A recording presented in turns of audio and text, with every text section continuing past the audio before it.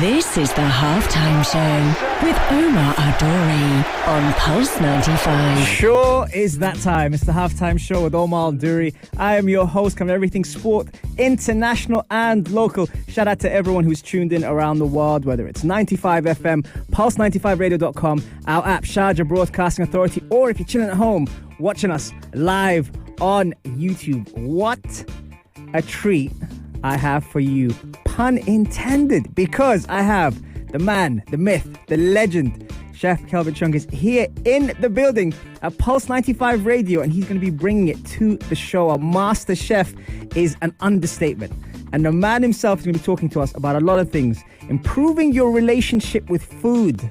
Now, if you're like me and you love your food, you're going to want to be locked in, because this is a different kind of relationship show here on the Pulse 95 Radio, the heart of Sharjah. We're doing it big on the Halftime Show. Also, we're talking to him about fuel, cheat meals, a form of expression or a form of escapism, and also just getting to know him a little bit more better here on Pulse 95 Radio. Don't go anywhere, folks, and see you tuned right after this break. Enjoy the tunes. This is the Halftime Show with Omar Adori on Pulse 95. Sure is that time. And shout out to everyone who is locked in on Pulse 95 Radio. Man, so excited to have this next guest on the show. Chef Kelvin, welcome to the show, my man. Thank you for having me. It's great to have you here. You came down to Sharjah just for us, and I'm truly grateful for your busy schedule with all the incredible stuff you're doing, my man. I want to ask you, how did your journey start in cooking? Well, you know, we grew up in your atypical kind of immigrant family where the entire family chips into the family business. So from a very early age, I remember even when we were like 4 and 6, me and my brother, we're barely just tall enough to even sit on a chair. My parents would bring us down, and we would sit in the bakery, and we would help make little fortune cookies and almond cookies that would go to each guest. And it was a good way to keep us out of trouble and to keep us in check, but we were also chipping in. And as we grew older and stronger, and every time you would graduate to the next level. So my brother obviously got taller and stronger first, and then he moved on to make dumpling skins in the kitchen. Dumpling skins? Yeah, because he was a bigger kid, and he could put all his body weight and make those paper thin, beautiful dumpling skins. Okay. So that was his job, and I would help in the cashier and count all the coins and roll them up with mom. And then from there we went to washing dishes, and I started working full time when I was 12. Wowzers. 12 years old. So you really got familiar with everything pretty much in that short space of time. So how would a normal day look for you at 12 then? So it was kind of one of those situations where you go to school, and then someone would pick us up from school, and then we had 30 minutes to get from school to the restaurant. Within that 30 minutes, we would also get our dinner. So we get a big old bowl of rice and a couple pieces of meat, a couple pieces of vegetables, enough just to sustain you. And then from that 30 minutes, we'd have to eat dinner and complete our homework. And we'd clock in and start washing dishes for the rest of the night. And then when dinner service slowed down and we caught up and made a dent in the mountain of dishes that were piling up, we would kind of jump in the car, fall asleep in the car, and just be carried in. And that was kind of our routine. And that was our way of helping out the family. Wow. Now, there's a question I'd like to ask here, and especially with your journey, which is quite remarkable. When was your aha moment? When did you realize that this was something you wanted to do for the rest of your life? It's kind of funny because as you know, like an immigrant family, your parents always do their best to get the best for your children. That's why they work so hard for us. And we're kind of bred into the whole thought process of, oh, you have to graduate, you need to be a professional, you need to be a doctor, a lawyer, an engineer, something that would give you a better opportunity in life. So we followed those footsteps, and we went to college and stuff, and we each got our degrees and such. But I noticed that as I was progressing and getting ready for the next level, and I was supposed to go to med school and become a doctor, as were my parents' dreams, I just knew, I knew that going to class every day, the classes were easy. I was getting straight A's, in my biology and my anatomy classes and all this kind of stuff. And there was that spark never lit and never caught. And somehow I knew that every day after school, when I went back to the restaurant to help out, that fire was there. And I was like, I cannot imagine the rest of my life not being in the restaurant. Really? So what age are we talking when you were like, no, that's fire? I think I kind of knew already at 2021. Okay. But I think it was when I was supposed to do my postgraduate again that I kind of finally figured out, like, okay, let's lock it in and like, let's do this. Amazing. And so, I mean, the next question I was going to ask you is, some people call it a form of expression and some people call it a form of escapism. Where do you lie on that in terms of what you love doing? It's funny because it's kind of, you see me essentially in every bite that you take whenever you come to the restaurant. It's my expression of what I see and what I know as food, as well as all of my nostalgic food flavor memories are designed into each dish, into each drink, so that the entire experience is what I see for food now. Yeah, there's also something that I personally experienced when I came down to your restaurant and I saw it firsthand. There seems to be a story, an inspiration in each dish you make. How long does that take to kind of build and merge together to create that dish? It actually works the opposite way. It helps me create dishes because every single bite that you take is connected to one of my own flavor memories. There's an idea and a story behind each plate before I even make the plate. And it's kind of what's universally like bonding across what I try to express, as well as what our clients, our customers who come in to eat, what they also take in. Because food is like, it's the universal common denominator, you know? Yeah. And the whole idea is that every dish that I create, even though it's something that's out of my own flavor bank in my head, somehow that will connect with a bite, a taste, a smell, a memory that you have of something that you ate, even though we could be from opposite ends of the world. We could be from different countries, different cultures. But at some point in time, there's that common denominator of that flavor, of that dish, of that bite. Do you often get asked questions like, how would you classify your cuisine? Because it's very interesting when it comes down to the way you cook. Yeah, I mean, it's definitely not your typical kind of Asian fare, I would say. It's the true definition of third culture cooking. It's the culmination and combination of, things that I used to do at my dad's restaurants, things that I used to eat at home, things I ate growing up as a kid, as well as things that I used to cook at my own restaurants. So you'll see the whole journey of those North American Asian flavors, things that my dad, like his Hong Kong kind of restaurant, Cantonese style stuff, even like our home food that we would have of my mom's kind of Singaporean background. Wow. And guys, guess what? That was only the first segment. What? Yep, and there's one more. Coming straight after the break. Let's see you after this. This is the Halftime Show with Omar Adori on Pulse 95. It is that time, and you know what? If you're lucky to be tuned in on the Instagram during the break, it's just as good as content as it is on live on Pulse 95 Radio. And you know what? We're so happy to have Chef Kelvin here on the Halftime Show doing his thing. And guess what? There's much more to come on the Halftime Show. Yeah! I know. I can't help it. Chef Kelvin, got to ask you a question. There's something that a lot of us kind of struggle with. Me, putting my hand up in particularly, is the relationship we have with food. Firstly, how do you define the relationship with food, especially being someone that brings a lot of joy to people's plates normally? How do you define our relationship with food? So people's perception and relationship with food is always very skewed. And it's also very personal. And funny enough, I guarantee that almost all chefs have one of the worst relationships with food, because while we strive to prepare the most delicious, the most tasty, healthy, etc. food for our guests and for our clientele, most chefs, when they get home after working 15, 16, 17 hours, they'll probably just reach into the fridge and pull something out cold and gnarly and eat it, or something out of the freezer, or some sort of processed chips and frozen meal, or just order something for some fast food. Because for us, we just know that we need to get through and be ready for the next day. And it's taken generations of chefs to progress to today's world, where now chefs understand that it's so important for us to make sure that we're feeding ourselves and nourishing ourselves so that we can perform better and cook better for our guests and clientele. Speaking of nourishing, one of the things we talk about a lot here on the show, on the Halftime Show, is fuel.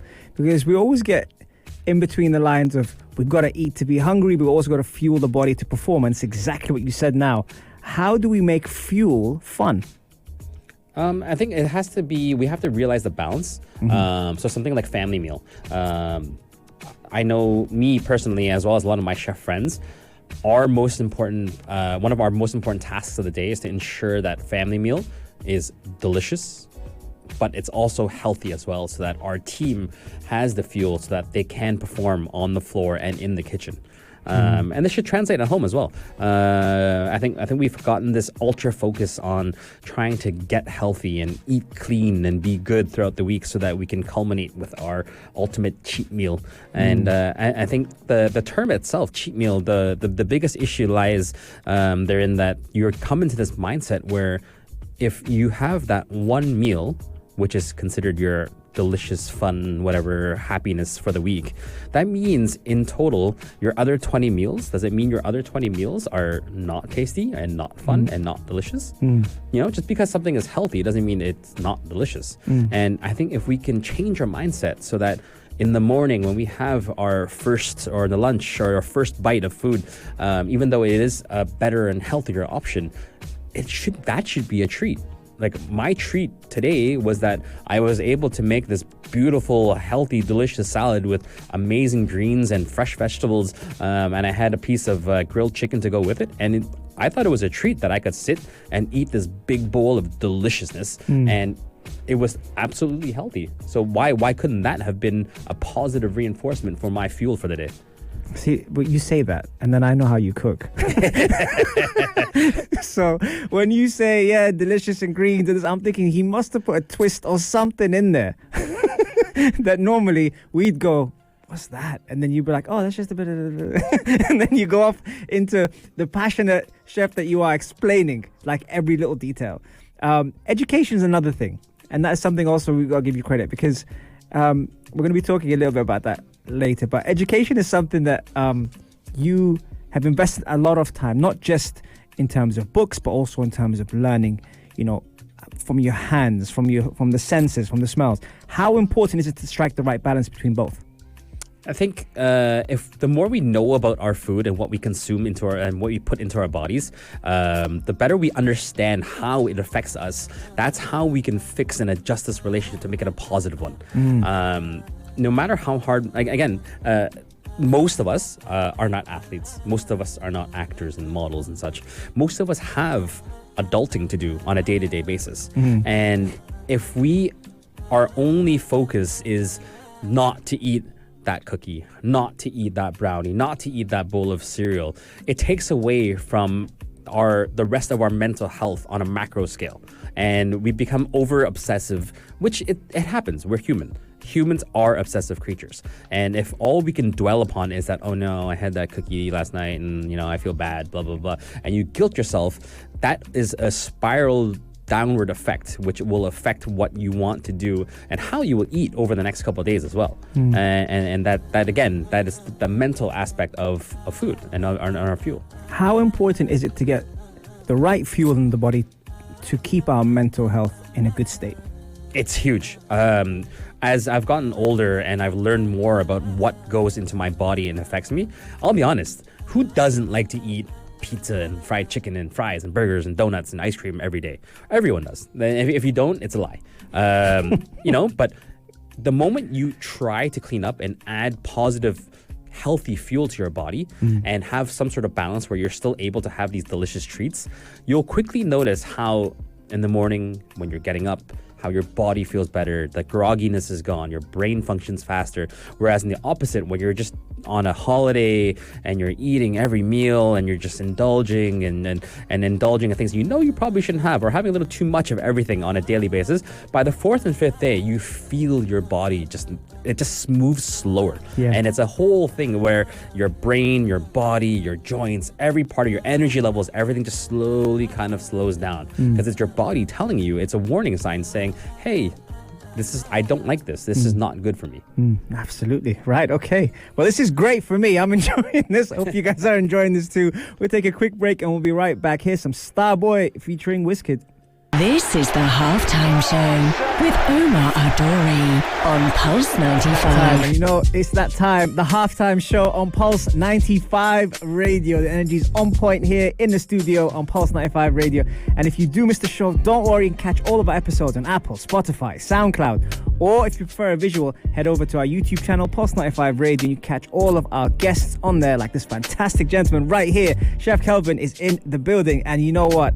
We've had a lot of questions during the break, and I thought I would ask them on air, just because you guys deserve to be in this as well. We don't like to be selfish here on Pulse 95 Radio. So the question that came in from the anonymous Maria was, did June's end up on the Michelin Guide? So, yeah, we were very blessed to have made it to Michelin Select. So we have made it to the Michelin Guide 2023. It's no better way to come up to the end of the first year of June's Dubai. We've been open now for about 10 and a half, coming up to 11 months. And yeah, it's been an insane year. To say thank you to all the support and all the love from everyone in the UAE who's just shown us love and embraced us. Yeah, man, so happy for you, man. So happy for you. Maria is also telling me, please don't smash them on the way home, the goodies. And shout out to Aisha, my sister-in-law is tuning in from Denver, and she's like, what are the goodies? Well, I can't tell you guys everything. Come on now, you gotta relax a little bit. Something I noticed when the lovely Omar and Reem introduced me to you, Chef Kelvin, is your Instagram page. And then when your Instagram page, there was another pop-up which came up with your son on there. And that was so cool, man. Can you tell us how that came about and what is the story behind that inspiration? So, if you have time on your hands, you can see what we're doing at on Instagram at Chef Kelvin Chung. It's a very organic page. Most of these profile pages are run by some sort of digital content person and such. But I've always kept it very personal and very open. Like, what you see is what you get. And people who have been part of the journey and supportive through all these years, they all came to see when my son was born and as he's grown up. And a lot of people always have questions about what do you feed your kid, and we thought we'd be very open to show what Bodhi has for lunch every day. So there's Bodhi boxes, which we post every day, and you can get a glimpse of what a chef's and working parents, both working parents, what they feed their kid. And it's fun because for Bodhi, our major rule for him was to try to make sure that he had exposure, had options throughout the day. And for him, because we were trying to build that positive relationship with food, we wanted to make sure that there were things that he liked in his box on a day-to-day basis.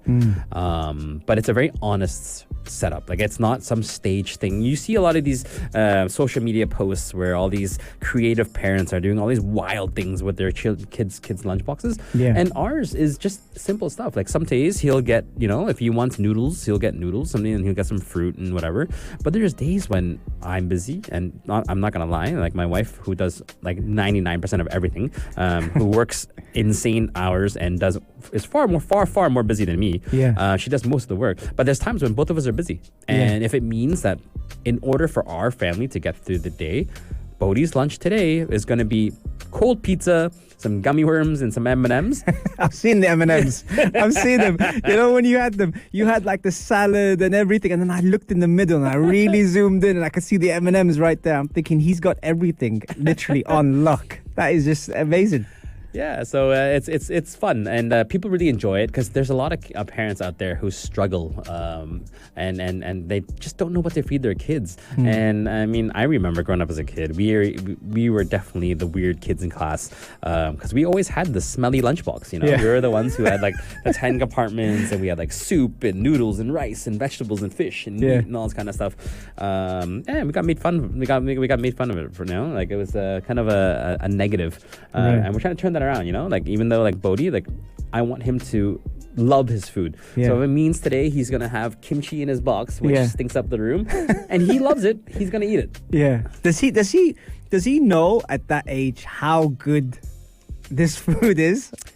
I think he's already his palate has grown to the point where, there's days when he asks for salmon sushi. I mean, what 4-year-old, will I didn't want to say it. I didn't want to say it. But you know when you have you as a dad, yeah, that's a problem. And if you want noodles, then I'm gonna make him noodles, right? I'm gonna make him some proper bone broth and fresh noodles and all that kind of good stuff, and we'll make it happen.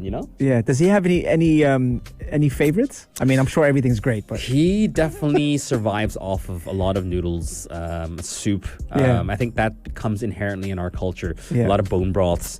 But he's a kid, At the end of the day, if you lay out junk in front of him, he'll eat it. And that's the thing, right? And the thing is to give him that balance where he knows that he will have the food in front of him which he likes, but is also nourishing for him. Yeah. I think that's key. It's nourishing. It seems fun. It's something that you also get an audience, especially the people that support you.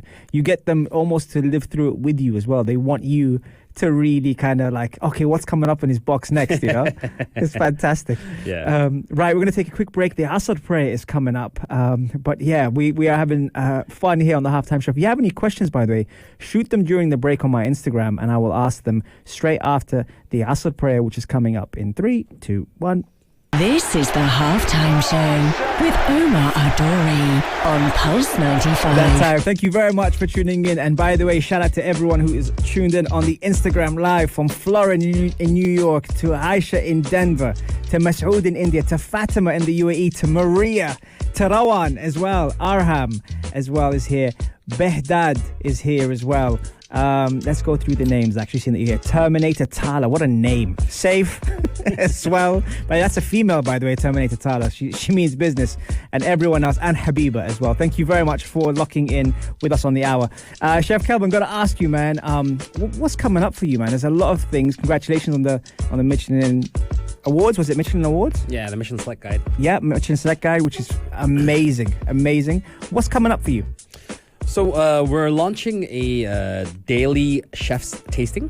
So for those of you who are coming new to us, nutrition.The in downtown, you're able to get kind of the sampling of the greatest hits. So you can see what we're trying to do there, which is kind of fun. It took a little bit of working and figuring out how the team would be able to present on a daily basis and to make it available for everyone walking through the door. But we really wanted people to get a glimpse of what we're trying to do.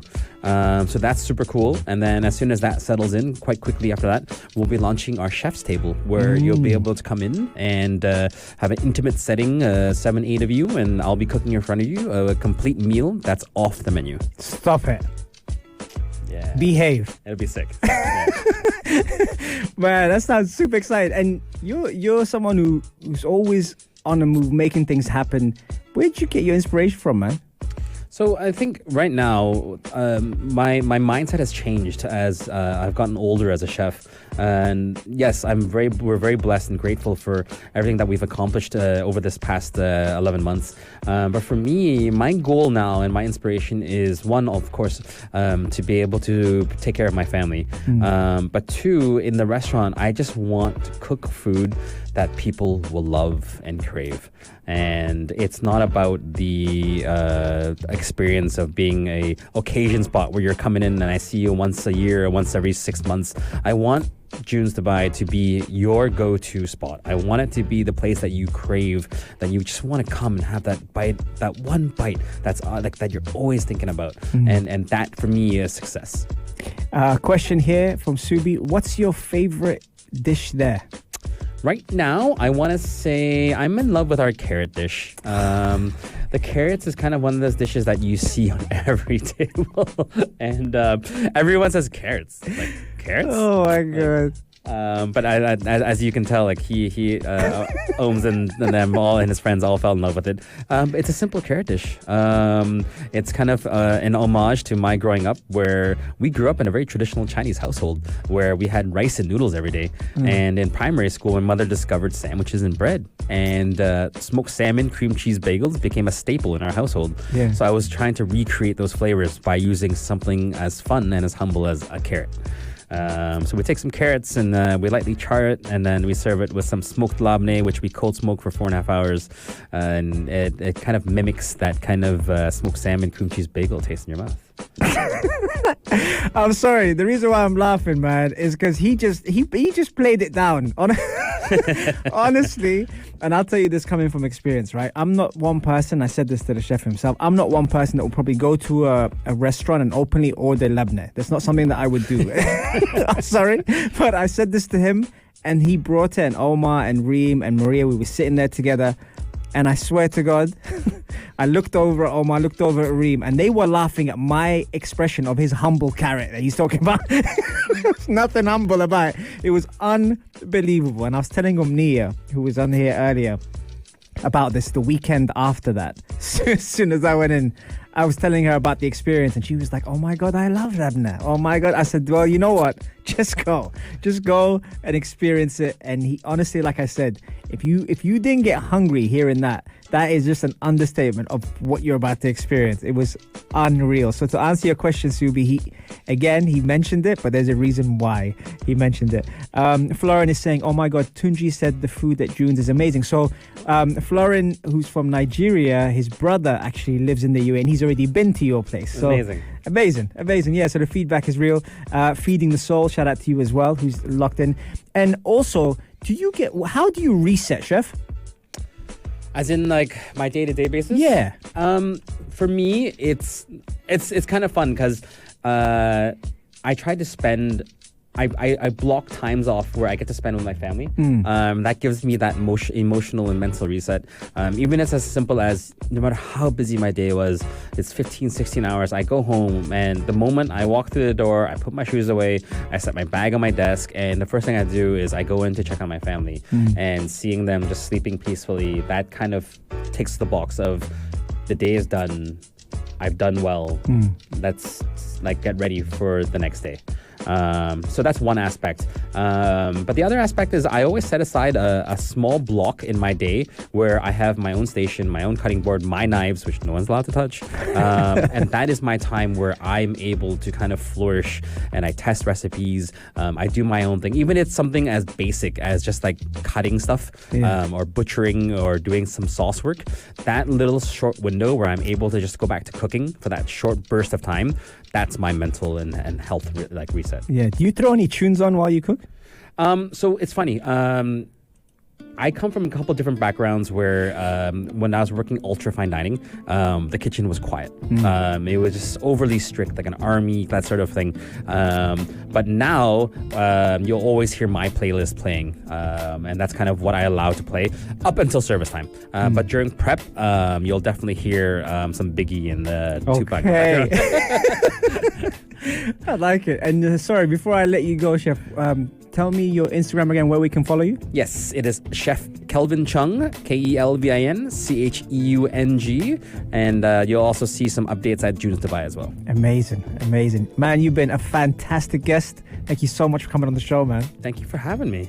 And that is full time on the Halftime Show. Thank you very much for tuning in. Remember, catch us every Monday, Wednesday, Saturday, 3 to 4 UAE time on the only place to be at 3, the Halftime Show on Pulse 95.